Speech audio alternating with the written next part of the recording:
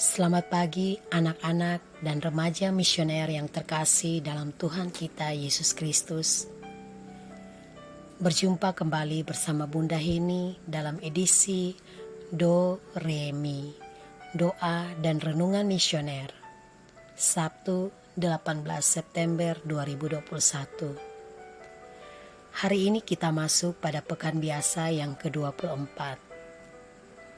Renungan hari ini diambil dari Injil Lukas bab 8 ayat 4 sampai 15. Anak-anak dan remaja misioner yang terkasih, marilah kita awali renungan kita pagi ini dengan menandai diri kita dengan tanda kemenangan Kristus. Dalam nama Bapa dan Putra dan Roh Kudus, amin.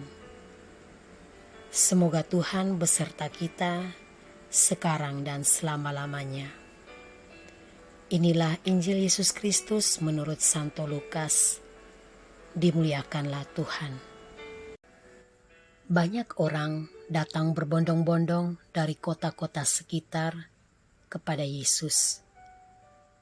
Maka Yesus berkata dalam suatu perumpamaan, adalah seorang penabur keluar menaburkan benih. Waktu ia menabur, sebagian benih itu jatuh di pinggir jalan, lalu diinjak-injak orang dan dimakan burung-burung di udara sampai habis. Sebagian jatuh di tanah yang berbatu-batu dan tumbuh sebentar, lalu layu karena tidak mendapat air. Sebagian lagi jatuh di tengah semak duri, sehingga terhimpit sampai mati oleh semak-semak yang tumbuh bersama-sama. Dan sebagian jatuh di tanah yang baik, lalu tumbuh dan berbuah 100 kali lipat. Sesudah itu Yesus berseru, barang siapa mempunyai telinga untuk mendengar, hendaklah mendengar. Para murid menanyakan kepada Yesus maksud perumpamaan itu. Yesus menjawab, kalian diberi kurnia mengetahui rahasia kerajaan Allah.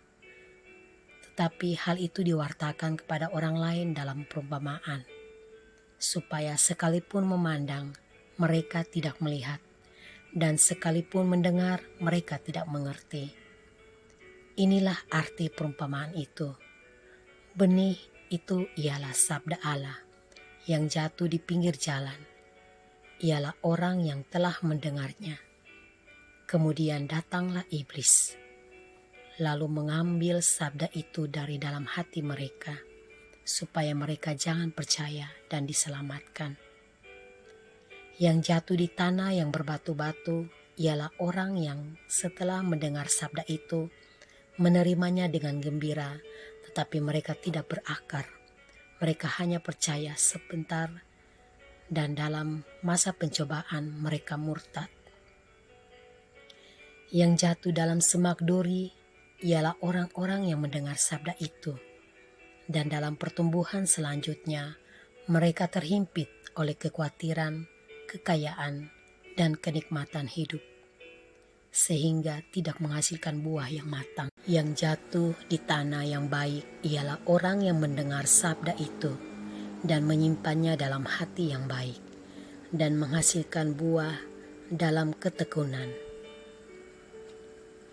Demikianlah Injil Tuhan. Terpujilah Kristus.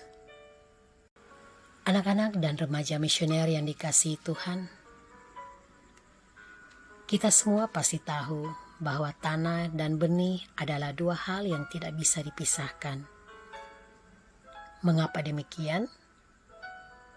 Karena benih tanpa tanah tidak bisa hidup, dan tanah tanpa benih, tanah juga pasti tak berguna. Jadi keduanya saling mengandalkan untuk mencapai tujuan keberadaannya.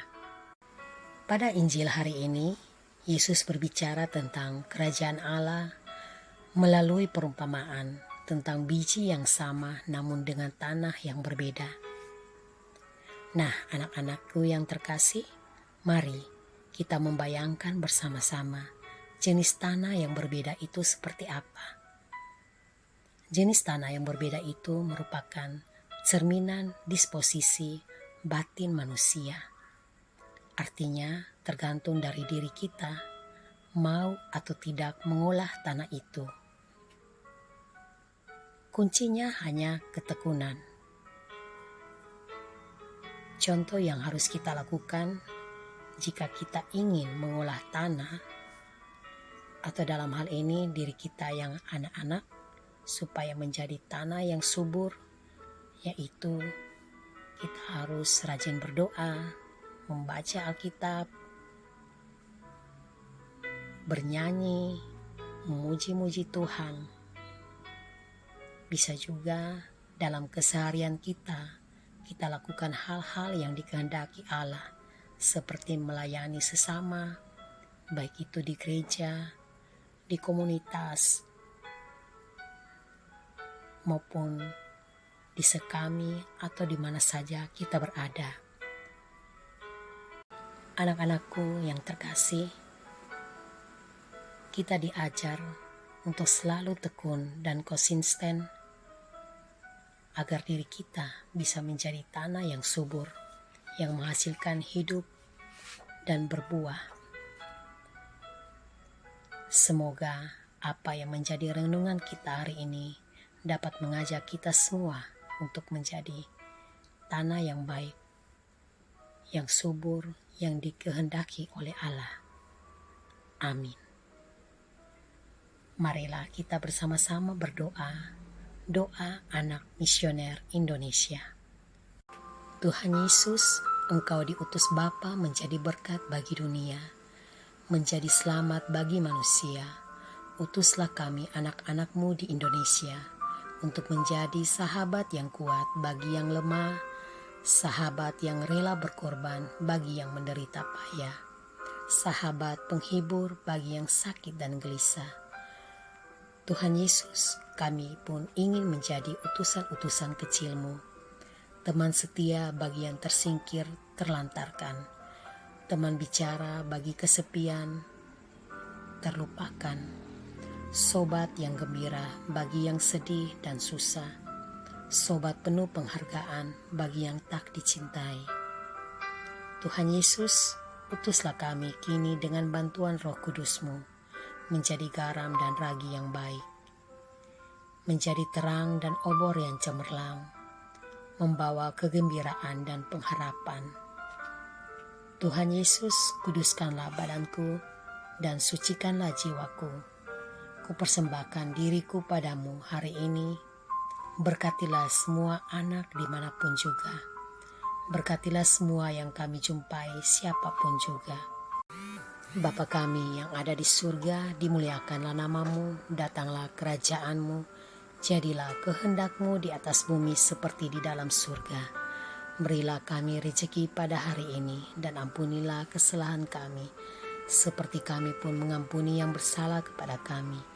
Dan janganlah masukkan kami ke dalam pencobaan, tetapi bebaskanlah kami dari yang jahat. Salam Maria, penuh rahmat, Tuhan serta-Mu. Terpujilah Engkau di antara wanita, dan terpujilah buah tubuh-Mu Yesus.